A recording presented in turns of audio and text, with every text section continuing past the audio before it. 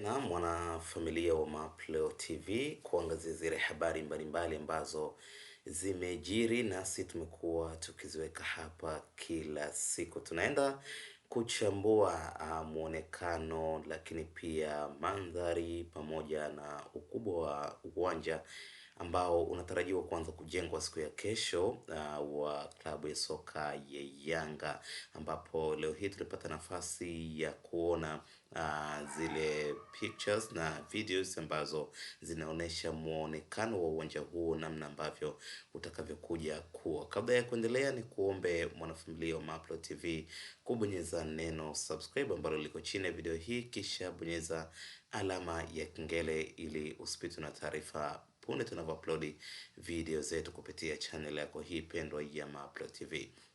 Yes, Young Africans bwana, kiukweli wanapiga hatua kubwa sana.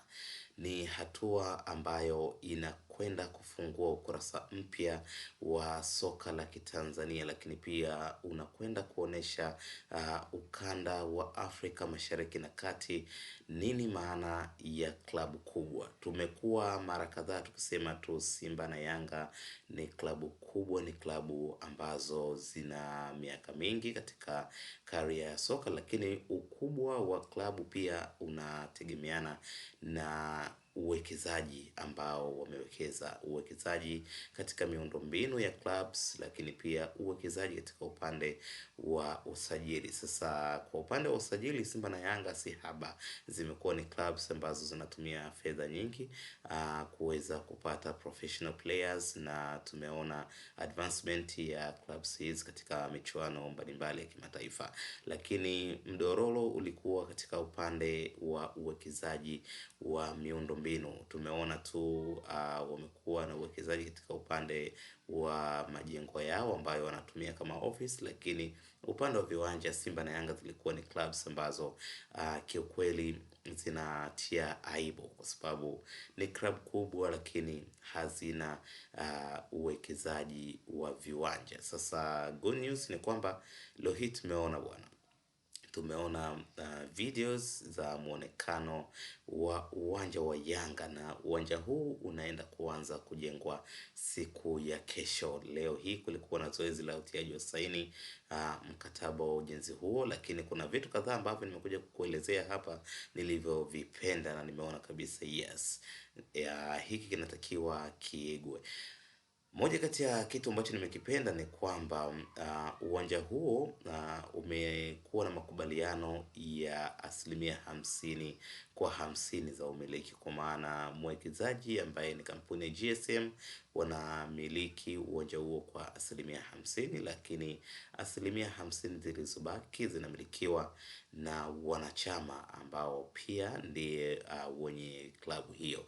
Kwa hiyo unaona mzani umebalance, ni biashara iliyokuwa mzuri, biashara iliyokuwa free kabisa. Lakini kingine nilichokipenda ni ukubwa wa uwanja huo ambao ndani yake umesheheni vitu vingi sana. Nimeona kuna sehemu za restaurants, nimeona kuna sehemu za kupumzikia, kuna sehemu kwa ajili ya viongozi ama VIPs ambao wanaingia uwanjani, lakini pia kuna sehemu kwa ajili ya press conferences, kuna sehemu kwa ajili ya kukaa waandishi wa habari kwa ajili ya kuchukua matukio, lakini pia kuna sehemu kwa ajili ya wachezaji, kwa maana ya zile dressing rooms mzuri kabisa za kisasa, lakini pia kuna maeneo kwa ajili ya michezo mingine kama basketballs. Pia wametenga maeneo yake ndani ya uwanja huu, lakini vile vile pitch kali na pamoja na maeneo ambayo yatatumika kukaa mashabiki ni maeneo ambayo ni toshelevu. Ni uwanja mkubwa kiukweli, na nafikiri muonekano wake tunaweza kusema ni kama uwanja wa Atletico Madrid. Ni uwanja mkali kulikweli, na endapo utaenda kukamilika, basi nafikiri itakuwa ni klabu ya kwanza kwa ukanda wa Afrika Mashariki na Kati kuwa na uwanja mzuri. Lakini pia hata ukijaribu kuangalia na viwanja vingine, naweza nikasema kwamba ni klabu ya kwanza pengine hata kwa Afrika kuwa na uwanja mkubwa na mzuri ambao unakwenda kuleta taswira mpya kabisa. Kwa hiyo kiukweli project hii imekuwa ni project ambayo inakwenda kuonesha sasa Young Africans ule ukubwa ambao umekuwa ukisemwa siku zote sasa unajidhihirisha wazi kabisa. Kiukweli niwapongeze sana wawekezaji GSM Company, lakini pia niwapongeze klabu ya Yanga kwa sababu wameweza kuamua jambo hili, lakini pia wameweza kusimamia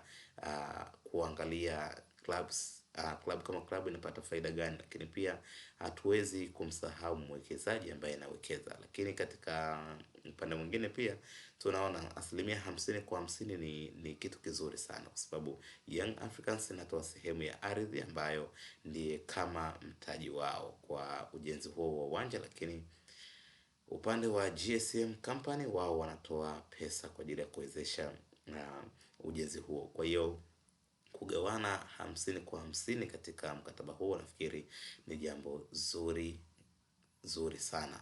So ni kitu kikubwa ambacho Young Africans wamekwenda kukifanya, na nafikiri ukikamilika itakuwa ni proud kwa wana Yanga wote. Nini maoni yako kuhusiana na kile ambacho wamekifanya Young Africans? Tuandikie katika comment section, lakini nikukumbushe kubonyeza neno subscribe ili usipitwe na taarifa tunapo upload video mpya.